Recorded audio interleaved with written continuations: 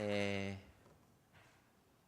솔로도 참 좋았고, 네, 트라이앵글 소리도 너무 좋았는데 우리 탬버린 연주, 네, 학원 다니셨나요? 감사합니다. 귀한 찬양. 성경에 여러 인물들이 등장하지만 제가 특별히 좋아하는 인물 중 하나가 바로 요셉입니다. 제가 요셉을 좋아하는 여러 이유들이 있고 나중에 설교 시간에 또 그런 이유들을 말씀해 드릴 시간이 있을 것 같은데, 오늘 제가 설교하려는 주제와 관련해서 요셉의 탁월한 한 가지 점을 요셉 인생 마지막 장면에서 발견할 수 있습니다. 요셉의 마지막 장면이 기록되어 있는 창세기 50장 24절 25절 말씀을 우리 찾아서 한 목소리를 읽어보도록 하겠습니다. 창세기 50장 24절에서 25절까지의 말씀, 구약성경 81쪽에 기록되어 있습니다. 구약성경 81쪽에 기록되어 있는 창세기 50장 24절에서 25절까지 말씀,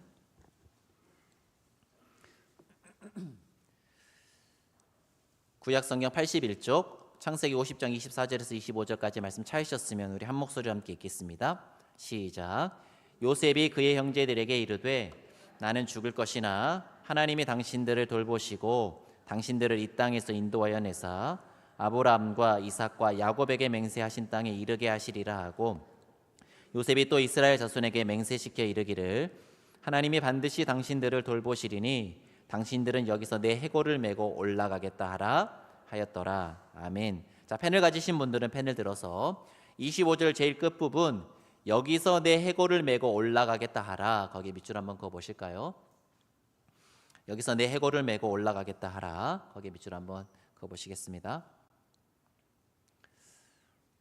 비록 노예로 팔려왔고 큰 우여곡절을 겪었지만 결국 요셉은 애굽에서 큰 성공을 거두었고 가나안 땅에서 뜨내기로 살던 가족들을 안전하고 풍요로운 애굽에 잘 정착시켰습니다. 그리고 이제 요셉은 자신에게 맡겨진 사명을 훌륭히 완수하고 명예롭게 인생의 마지막을 맞이하고 있습니다. 요셉의 가족들은 애굽의 대의 위기를 잘 극복했을 뿐 아니라 애굽의 국력을 크게 신장시킨 명총리의 가족들이었기에 요셉 사후에도 상당 기간 동안은 안정적이고 또 풍요로운 애굽 생활을 누릴 수 있었을 것입니다.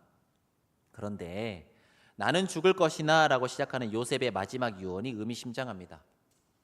요셉은 자신의 사후에도 애굽에서 한동안 살게 될 그 자신의 가족들하고는 크게 상관이 없을 듯한 유언을 남깁니다. 그것은 바로 그의 가족들의 자손들, 자신의 자손들은 반드시 가나안 땅으로 돌아가야 한다는 것입니다. 요셉의 그 유언은 그의 형제들과 그의 자녀들, 심지어 그의 손자 때에도 이루어질 가능성이 없는 유언입니다. 그 유언은 적어도 400년 정도의 시간이 흐른 뒤에나 이루어질 유언이었습니다. 그런데 요셉은 몇백 년 뒤에나 일어날 일, 곧 이스라엘이 출애굽할 날을 미리 내다보며 이스라엘 자손들로 하여금 그들의 소명과 정체성 그리고 부르심을 재정립할 수 있는 길을 그의 인생 마지막 순간까지 예비하고 또 준비했던 것입니다. 만약 요셉이 이런 유언을 남기지 않았다면 애굽의 풍요와 안정의 마음을 뺏겨버린 이스라엘 자손들은 가나안 땅에 건설될 하나님 나라에 대한 비전을 상실하고 말았을지도 모릅니다. 또한 혹은 애굽의 정권이 바뀌고 난 뒤 혹독한 압제와 착취에 피폐해진 나머지 그들 스스로 하나님 백성으로서의 정체성을 잃어버렸을는지도 모릅니다. 그런 상황을 미리 내다본 요셉은 지금 자신이 남기는 유언이 자손 대대로 이어져서 자신의 다음 세대가 출애굽에 대한 소망과 비전으로 새롭게 일어설 수 있기를 바랬습니다. 그러한 목적을 가지고 요셉은 하나님께서 반드시 이스라엘 자손들을 약속의 땅에 이르게 하실 것이라고 단언하며 그들의 시선을 신실하시고 전능하신 하나님께로 향하도록 유언합니다. 거기에 더해 반드시 자신의 유고를 약속의 땅까지 메고 올라가라, 그렇게 유언함으로써 출애굽에 대한 강력한 동기와 사명의식을 자신의 다음 세대에 심어주고 있습니다. 실제로 자신의 유고를 메고 올라가라는 요셉의 유언은 출애굽의 상징과 같은 그림 언어가 되었는데요, 출애굽의 완료, 즉 이스라엘의 가나안 정착을 보도하는 여호수아서 가장 마지막 기사가 무엇이냐면 요셉의 유고를 가나안 땅 중심부인 세겜에 장사했다라는 기록이 여호수아서의 마지막 기록입니다. 그런 점에서 볼 때 요셉의 마지막 유언이 출애굽한 이스라엘 백성들에게는 아주 강력한 출애굽의 모티브로 작용했음을 알 수 있습니다. 이것과 관련해서 요셉의 이야기 중에 별로 주목받지는 못하지만 눈여겨볼 만한 또 다른 대목이 있습니다. 그것은 바로 요셉이 주도하여 치른 아버지 야곱의 장례 기사입니다. 창세기 50장에 나오는 야곱의 장례 기사를 보면 두드러진 몇 가지 특징이 있는데요. 일단 요셉은 아버지 야곱의 시신을 향으로 처리했는데 그 기간이 무려 40일이나 걸렸습니다. 뿐만 아니라 야곱을 위해 고굴하는 기간이 70일이었는데요. 이는 성경에서 기록된 장례 기간 중에 가장 긴 장례 기간입니다. 70일간의 곡하는 기간이 끝나자 요셉은 바로에게 아버지 야곱의 유해를 애굽 땅이 아닌 가나안 땅 막벨라골에 장사 지낼 수 있게 해달라고 특별히 요청합니다. 거기 아브라함이 묻혀 있고 이삭이 묻혀 있지요. 거기에 자신의 아버지 야곱의 유해도 묻을 수 있게 해달라고 요청을 하는데 그 결과 애굽에서부터 가나안 땅까지 야곱의 장례 행렬이 올라가는데 창세기 50장 7절에서 10절에 따르면 야곱의 집안 사람들뿐만 아니라 바로의 모든 신하와 바로 궁의 원로들, 애굽 땅의 모든 원로들까지 다 그 장례 행렬에 참여했고 심지어 그 장례 행렬을 보호하기 위한 병거와 기병까지 따라 올라가서 엄청난 인원이 동원된 역대급 규모로 장례가 치러집니다. 야곱의 장례가 얼마나 크고 화려했던지 주변 사람들, 주변 나라 사람들에게 다 그게 화제가 돼가지고 그 장례가 치러진 땅 이름이 애굽 사람의 큰 애통이라는 뜻의 아벨 미스라임이라고 지명이 바뀔 만큼 두고두고 회자가 된 엄청난 규모의 장례를 요셉이 치렀던 것이죠. 왜 그랬을까요? 아버지 야곱에게 못다한 효도, 생전에 못했던 효도를 아버지 돌아가시고 난 다음에 하려고 했던 것일까요? 아니면 요셉에게 특별한 과시욕이 있어서 그랬던 것일까요? 그렇지 않습니다. 요셉이 아버지 야곱의 장례를 그토록 성대하게 치른 것은 자신의 다음 세대들에게 분명한 메시지를 남기고 싶어서였습니다. 야곱의 후손들, 곧 이스라엘 백성들은 영원 무궁토록 애굽 땅에 있어야 할 것이 아니라 어디로 돌아가야 한다는 것입니까? 조상들이 묻혀 있는 땅, 가나안 땅으로 돌아가야 한다라고 하는 메시지를 분명하게 그 자손들에게 전하기 위해 이스라엘 백성들뿐만 아니라 애굽 사람들에게까지도 분명하게 각인시키기 위한 퍼포먼스가 바로 야곱의 성대한 장례였던 것입니다. 한마디로 요셉이 기획한 야곱의 성대한 장례는 다음 세대를 위한 일종의 출애굽 애행 연습이었던 셈이지요. 정리하면 요셉은 자신이 살아간 그 세대에서도 선한 영향력을 끼쳤던 위대한 인물이었을 뿐만 아니라 그의 인생 마지막 순간까지도 다음 세대를 세우기 위해 부단히 애쓴 참으로 위대한 인물이었다, 그렇게 말씀드릴 수 있겠습니다. 이런 관점에서 저는 성경에 등장하는 여러 인물들 중에 요셉과 반대되는 이유로 별로 좋아하지 않는 인물이 있습니다. 그 사람은 바로 남유다의 13대 왕이었던 히스기야입니다. 물론 성경은 히스기야가 개혁군주로서 우상을 타파하고 야훼 신앙을 확립하기 위해 애썼던 선한 통치의 면모를 보도합니다. 게다가 히스기야는 기도로 아수르군 18만 5천 명을 물리쳤고 또 기도를 통해 병 고침을 받고 목숨을 15년간 연장받은 이른바 기도의 용사로 잘 알려진 인물입니다. 하지만 히스기야는 다음 세대를 세우는 일에 전혀 비전이 없었던 사람입니다. 히스기야가 아수르군을 물리치고 또 죽을 병에서 고침을 받은 사실이 알려지자 바벨론 왕 모로닥 발라단이 사절단을 보내 히스기야를 예방케 했습니다. 바벨론 사절단의 방문에 마음이 한껏 교만해진 히스기야는 바벨론 사자들에게 국고를 개방해서 자신의 부와 또 군사력을 자랑했습니다. 아수르군을 무찌르시고 히스기야 병을 고쳐주신 분은 하나님이셨는데도 불구하고 히스기야는 마치 그것이 자신의 공로이고 자신의 업적인 양 그 모든 영광을 자신이 취하고 말았습니다. 이를 못마땅히 여기신 하나님은 이사야 선지자를 통해 히스기야의 그 교만 때문에 그 자손들이 바벨론 포로로 끌려갈 것이다, 그렇게 책망하시지요. 그런데 이러한 하나님의 책망에 대한 히스기야의 반응이 참으로 가관입니다. 우리 함께 열왕기하 20장 19절 말씀을 찾아서 한 목소리 읽어보도록 하겠습니다. 이사야 선지자를 통해서 하나님이 하셨던 책망에 대한 히스기야의 반응이 구약 599쪽 열왕기하 20장 19절에 기록되어 있는데요. 열왕기하 20장 19절 구약 599쪽에 기록되어 있는 열왕기하 20장 19절 말씀을 찾아서 우리 한 목소리 읽어보도록 하겠습니다. 구약 599쪽 열왕기하 20장 19절 말씀. 네, 열왕기하 20장 19절 말씀 찾으셨으면 우리 한 목소리로 읽어보도록 하겠습니다. 시작. 히스기야가 이사야에게 이르되 당신이 전한 바 여호와의 말씀이 선하니이다 하고 또 이르되 만일 내가 사는 날에 태평과 진실이 있을진데 어찌 선하지 아니하리요 하니라. 여러분, 히스기야 이 말 어떤 말입니까? 내가 사는 날 동안은 태평성대할 것이니 다음 세대에 어찌 되든 상관없다는 말 아닙니까? 물론 히스기야 이 말을 하나님의 심판 선언이 정당하고 또 합당하다는 순복과 순응의 의미로 해석할 수도 있습니다. 하지만 그렇다 할지라도 하나님의 추상과 같은 심판 선언을 애통하고 비통한 마음으로 받아야 할 터인데, 방금 읽은 구절과 그 앞뒤 문맥을 살펴보아도 그런 기색은 전혀 찾아볼 수 없습니다. 이 같은 히스기야의 아들이 유다 왕 중에서 가장 악했던 므낫세라는 것은 결코 우연이 아닙니다. 만약 히스기야가 하나님의 심판 선언을 엄중하게 받아들였다 한다면 자신뿐만이 아니라 자신의 다음 세대가 하나님 말씀 앞에 바로 설 수 있도록 최선의 노력을 다했을 것입니다. 하지만 잘 아시는 대로 히스기야 자신은 나름 경건하였을지 모르나 그 다음 왕위를 이어받은 므낫세는 유다 역사상 가장 악한 왕이 되고 말았습니다. 즉 히스기야는 다음 세대를 하나님의 뜻대로 세우는 일에 절대적으로 실패하고 말았던 것이지요. 결국 히스기야가 눈물로 기도하여 목숨을 연장받았던 그 15년 기간 동안에 태어난 아들이 므낫세인데, 그 므낫세의 죄 때문에 남유다가 멸망에 이르고 맙니다.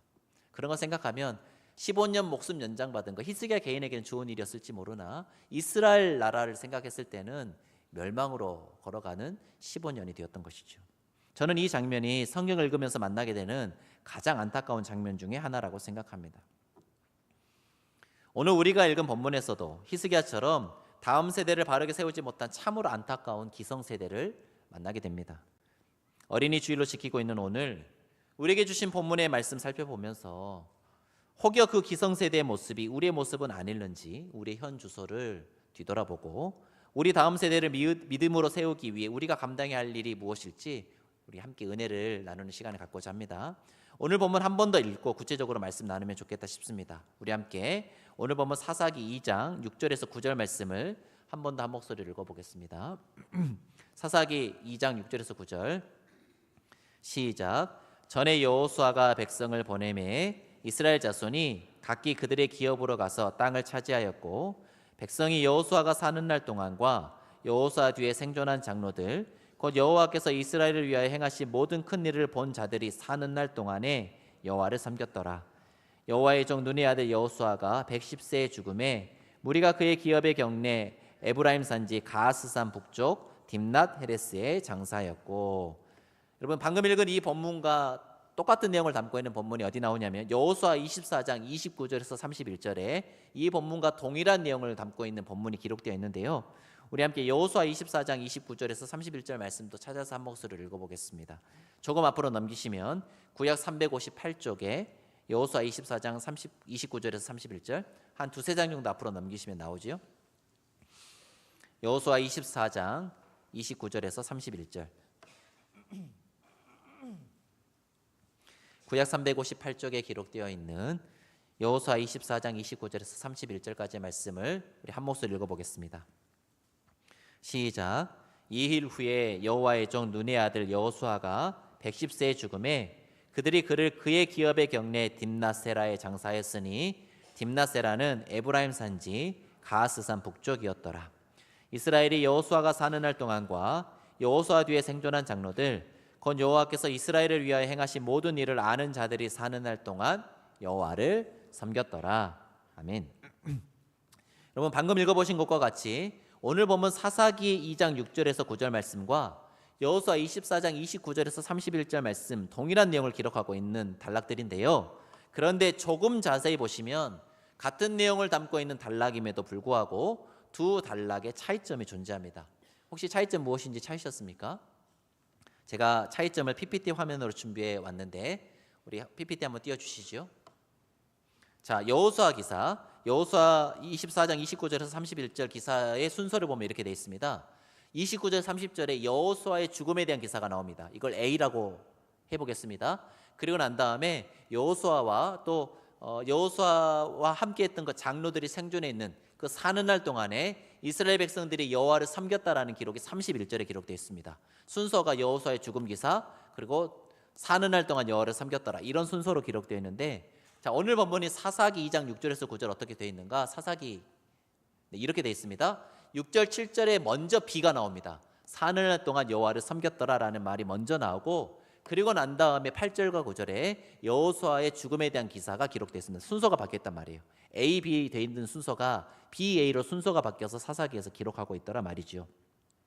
여러분, 이렇게 순서를 바꾼 게 무슨 어떤 의미가 있겠나 싶지만, 순서를 바꿈으로써 이 본문이 지니고 있는 뉘앙스 자체가 엄청나게 달라집니다. 여호수아서 기록상으로는 뭐가 강조되냐면 여호와를 섬겼다는 것이 강조가 됩니다. 뒤에 나오는 내용. 그러나 사사기 기록을 보면 여호수아가 사는 날 동안에는 여호와를 섬겼지만 여호수아가 죽고 난 다음에는 뭔가 문제가 발생했을 것 같다, 그런 뉘앙스가 사사기 본문에 담겨 있는 것입니다.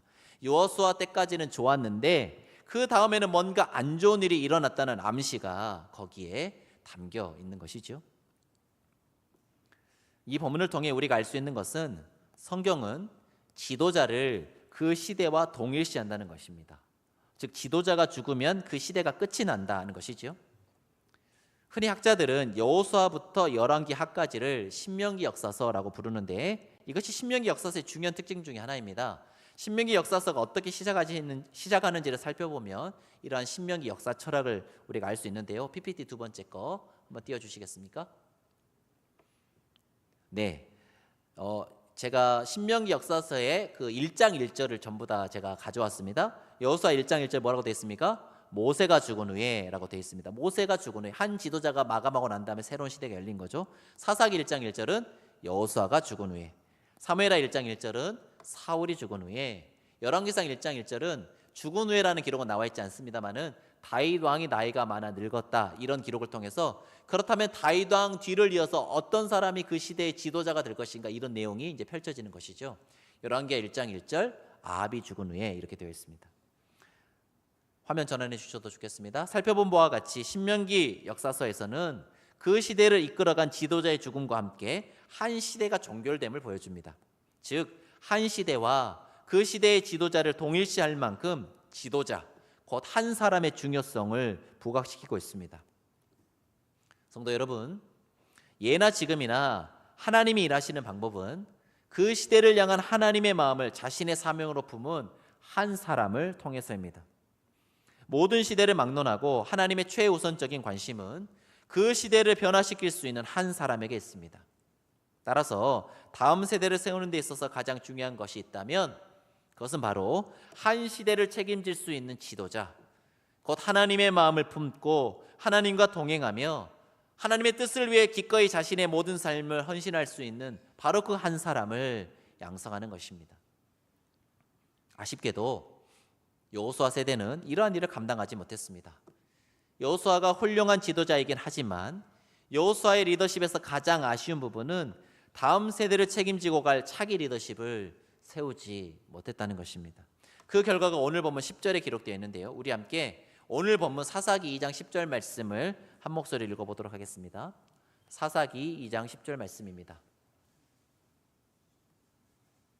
함께 읽겠습니다. 시작. 그 세대의 사람도 다 그 조상들에게로 돌아갔고 그 후에 일어난 다른 세대는 여호와를 알지 못하며 여호와께서 이스라엘을 위하여 행하신 일도 알지 못하였더라.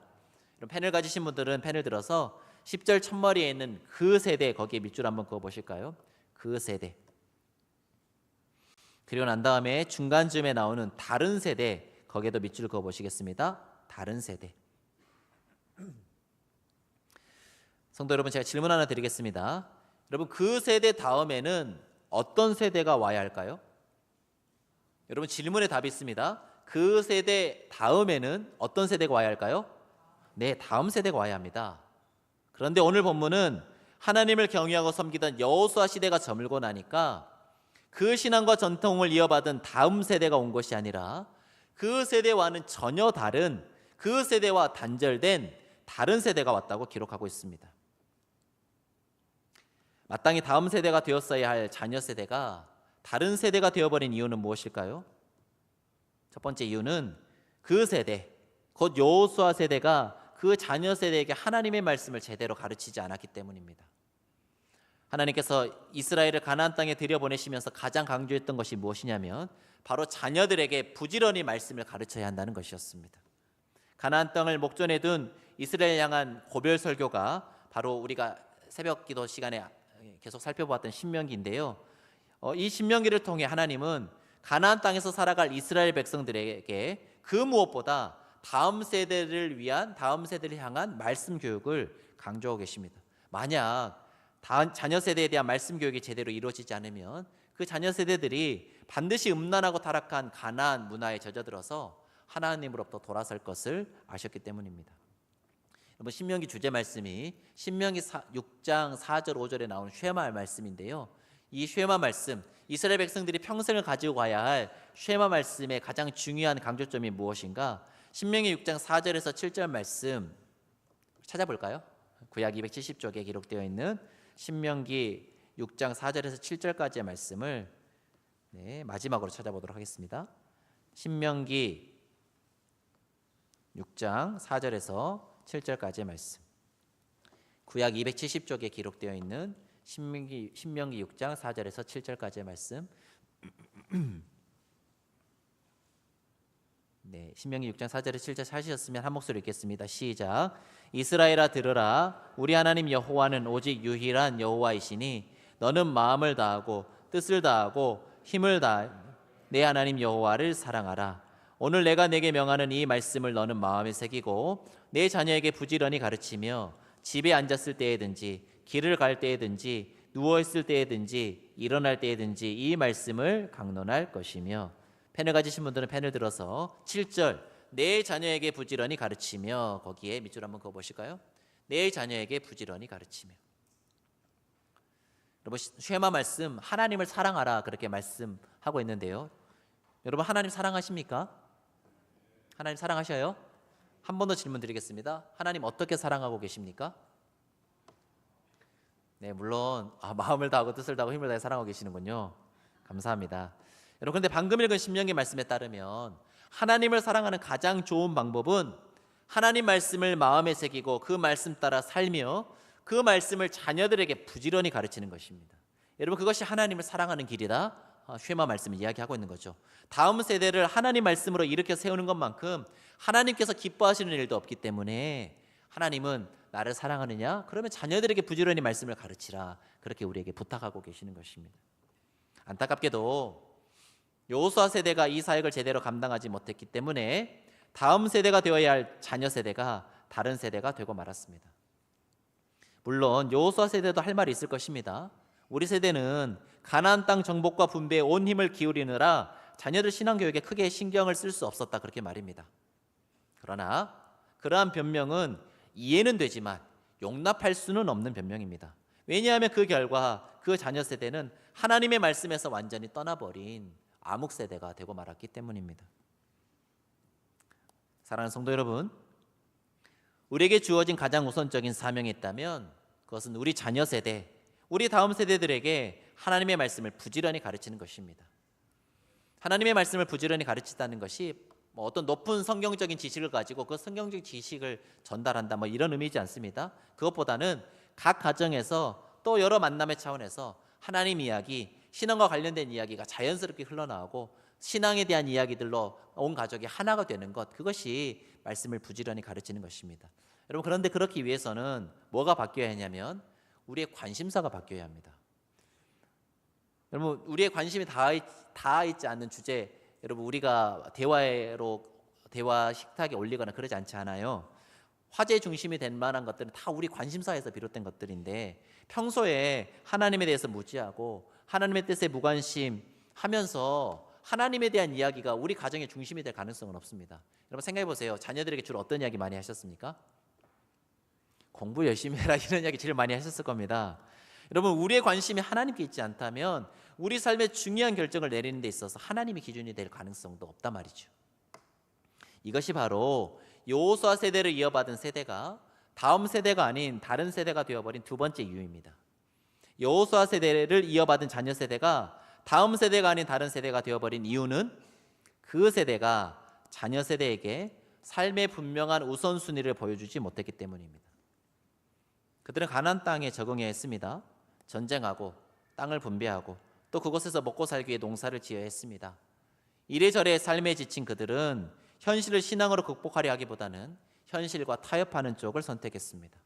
농경 문화에 최적화되어 있는 것으로 보이는 가나안 7족속들의 정치체제, 경제구조, 사회문화적 컨텐츠들을 무분별하게 수용하면서 가나안 땅의 공의와 정의를 강물처럼 흐르게 하시고자 했던 하나님의 뜻, 그 하나님의 원리는 뒷전으로 밀리고 말았습니다. 삶으로 본을 보이는 데 실패한 여호수아 세대는 안타깝게도 그 다음 세대를 다른 세대로 전락시키고 말았던 것입니다.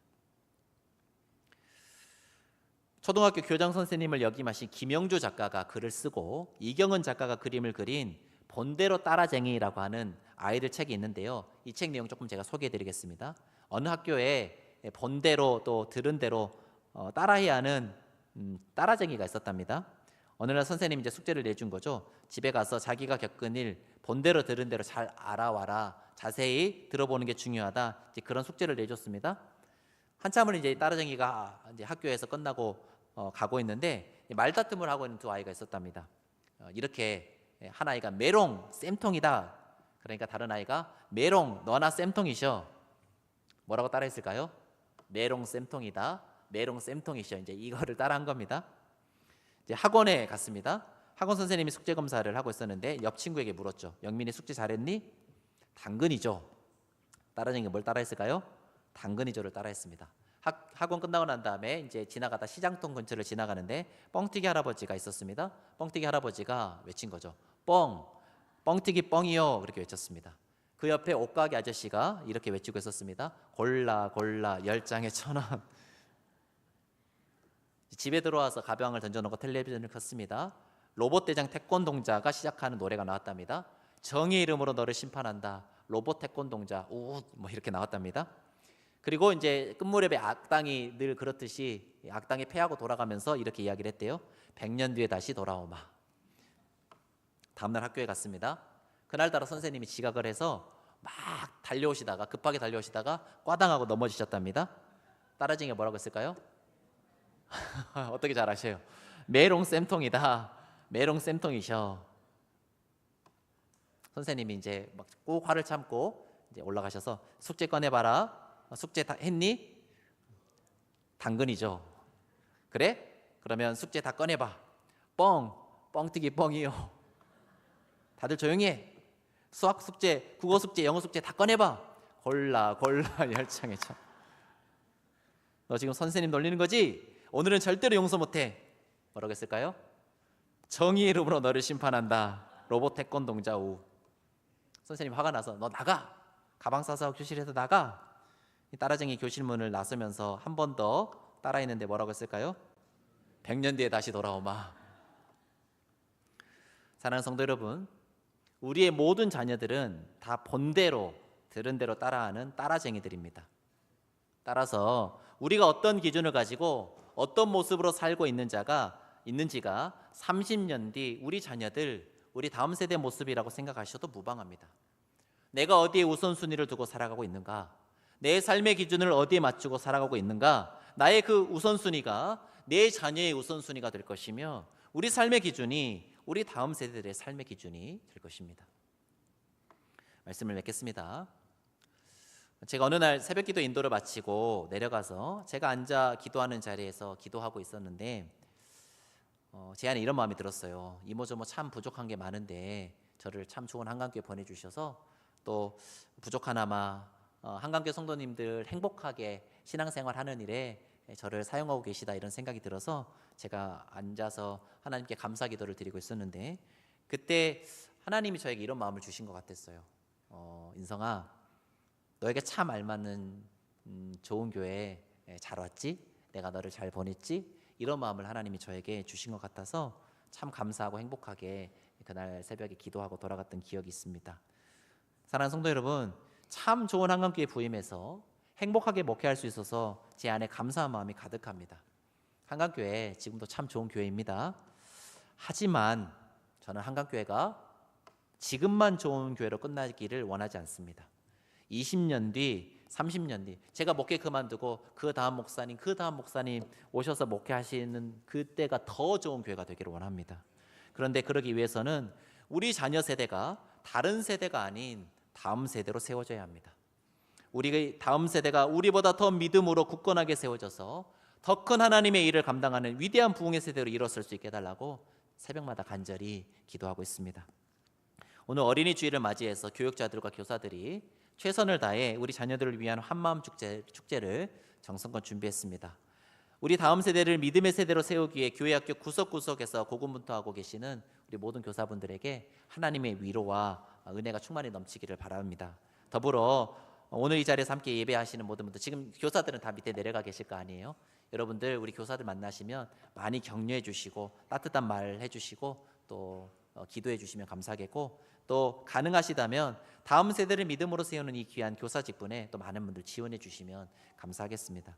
혹여 교회학교 교사로 섬기시지는 못한다 하더라도 오늘 주신 말씀처럼 우리 모두가 다음 세대를 위한 교사로 부름받았다는 사실, 삶의 자리에서 일상에서 하나님의 말씀을 증거하고 가르치는 교사로 부름받았다는 사실 꼭 기억하시면서 하나님의 말씀에 우리 삶의 최우선을 두고 하나님의 말씀 깊이 새기고 그 말씀에 부단히 순종함으로 우리의 삶, 우리의 언행심사로 우리의 다음 세대를 믿음의 세대로 세워갈 수 있는 귀하고 복된 한강교회 모든 성도님들 다 되시기를 주님의 이름으로 간절히 축원합니다.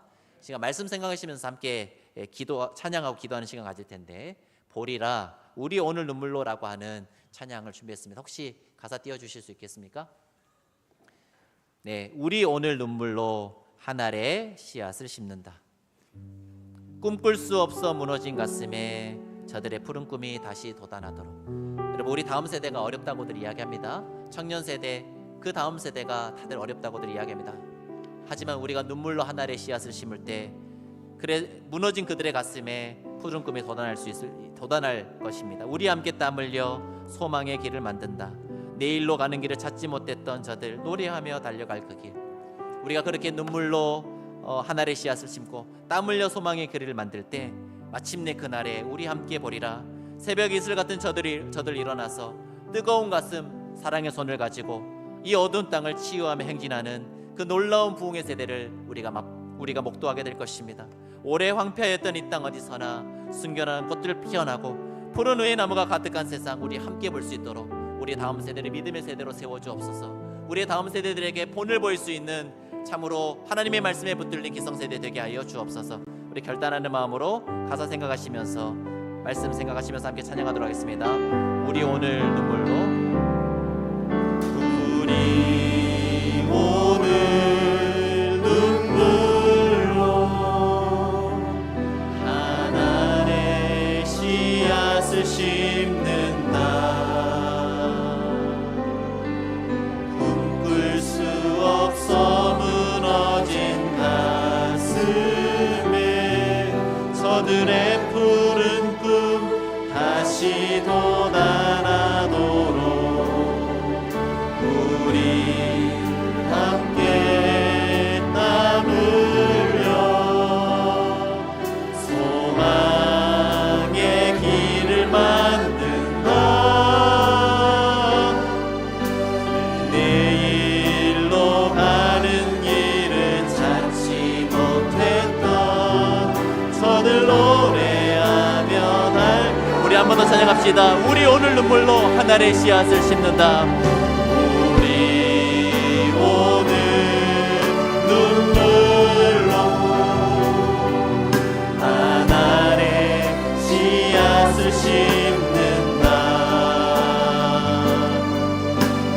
꿈꿀 수 없어 무너진 가슴에 저들의 푸른 꿈 다시 돋아나고 우리 함께 땀 흘려 우리 함께 땀 흘려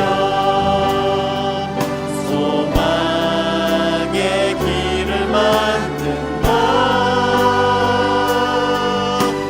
내일로 가는 길을 찾지 못했던 저들 노래하며 달려 그날에 우리 보리라. 그날에 우리 보리라. 새벽 이슬 같은 저들 일어나. 뜨거운 가슴 사랑의 손으로 이 땅 치유하며 행진할 때 오래 왕태하였던 이 땅 어디서나 순결한 꽃들 피어나고 푸른 의의 나무가 가득한 세상. 우리 두 손 들고 찬양합시다. 그날에 우리 보리라. 그날에 우리 보리라.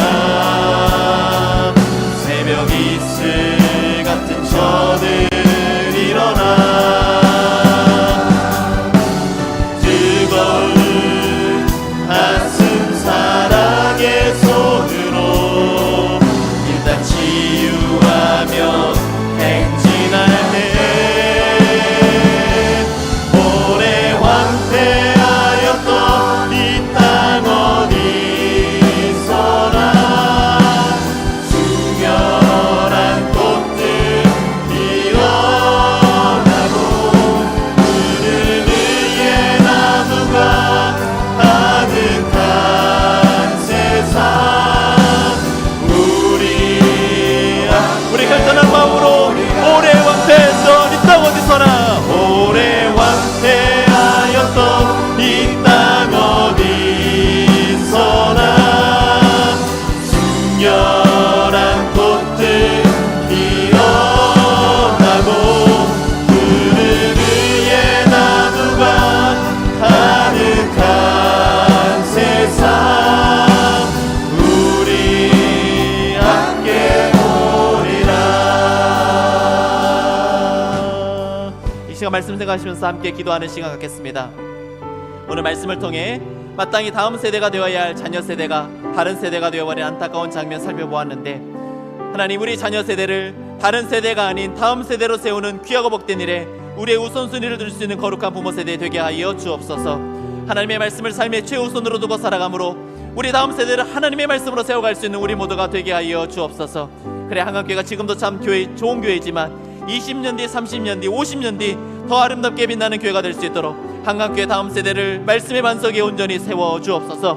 특별히 우리 자녀들에게 하나님 말씀 가르치기 위해 헌신하고 수고하고 계시는 교육자들과 교사들을 위해 풍성한 은혜 부어주셔서 우리 한강교회 다음 세대가 믿음의 반석 위에 말씀의 반석 위에 세워지는 부흥의 세대 되게 해달라고 시간 말씀 생각하시면서 결단하시면서 주님의 이름 한번 부르고 합심하여 기도하도록 하겠습니다. 주여,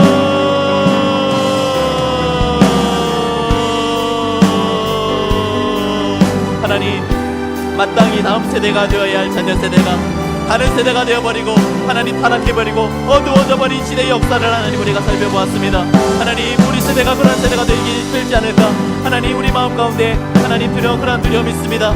하나님 우리 자녀 세대를 다른 세대가 아닌 다음 세대로 세우는 귀하고 복된 일에 우리의 우선순위를 두게 하여 주옵소서. 그러게 하나님 우리 자녀들에게 하나님의 말씀에 본을 보이며 하나님의 말씀을 부지런히 가르칠 수 있는 거룩한 부모 세대가 되게 하여 주옵소서. 하나님 우리가 삶으로 우리 자녀들에게 말씀의 본을 보이며 하나님 우리의 우선순위를 하나님 중심으로 두며 하나님을 전심으로 사랑하며 살아가는 삶의 모습을 우리 자녀들에게 보여줌으로 말미암아 하나님 우리 자녀들이 하나님 우리의 모습을 보고 우리의 본을 보고 하나님의 말씀에 붙잡힌 바 되어 살아가는 귀하고 복된 부흥의 세대가 될 수 있도록 주님 은혜를 허락하여 주옵소서. 한강교회가 지금도 참 좋은 교회지만 하나님 20년 뒤 30년 뒤 50년 뒤 더 아름답게 빛나는 교회 되게 하여 주시고 한강교회 다음 세대가 하나님 그렇게 말씀의 반석 위에 굳건히 세워지는 부흥의 세대가 될 수 있도록 주님 인도하여 주시고 함께하여 주옵소서. 특별히 하나님 우리 자녀들에게 하나님 말씀 가르치기 위해 헌신하고 수고하고 계시는 교육자들과 교사들 가운데 하나님 풍성한 은혜 더하여 주셔서 하나님 우리 한강교회 다음 세대가 하나님의 말씀으로 온전히 세워지는 하나님 은혜 세대 부흥의 세대가 될 수 있도록 주님 인도하여 함께하여 주옵소서. 오래 황폐하였던 이 땅 어디서나 순결한 꽃들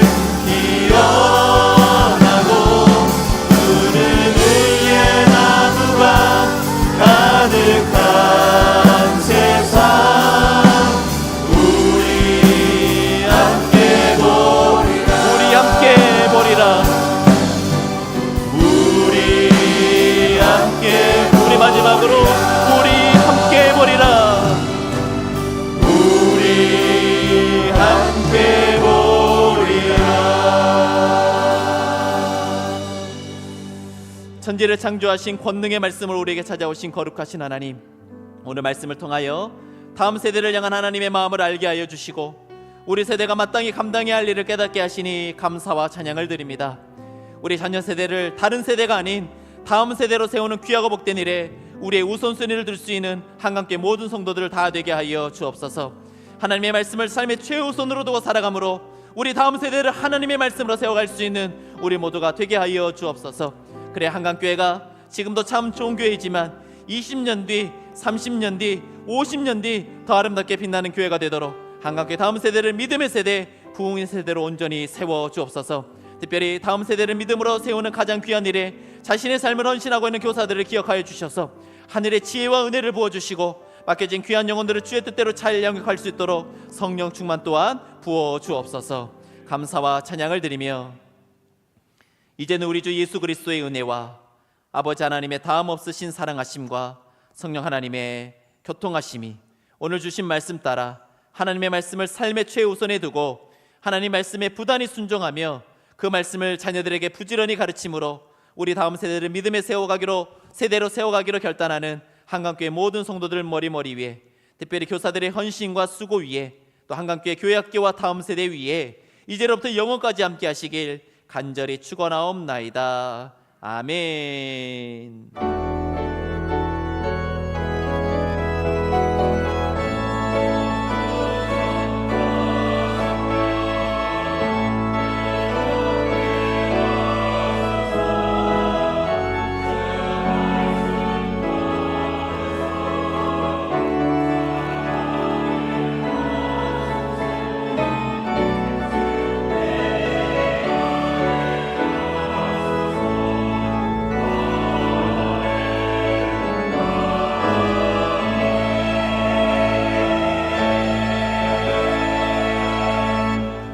이것으로 예배를 마치도록 하겠습니다.